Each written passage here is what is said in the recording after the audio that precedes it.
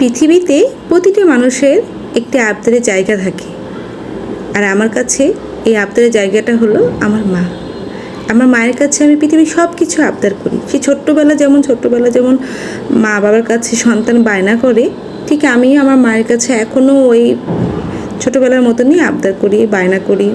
আর আমার মাওকে দেখি তার সাধ্যের মতো সবটুকু আমার আবদার, আমার বায়না সে পূরণ করে, মাশাআল্লাহ। কিন্তু আমার ক্ষেত্রে হয়ে গেছে আলাদা। আমার সন্তান আমার কাছে আবদার করে না, তার আবদারের জায়গা হলো তার বাবা। সে তার সব কিছু আবদার করে তার পাপার কাছে, পাপা এটা নেব, বাবা ওটা নেব।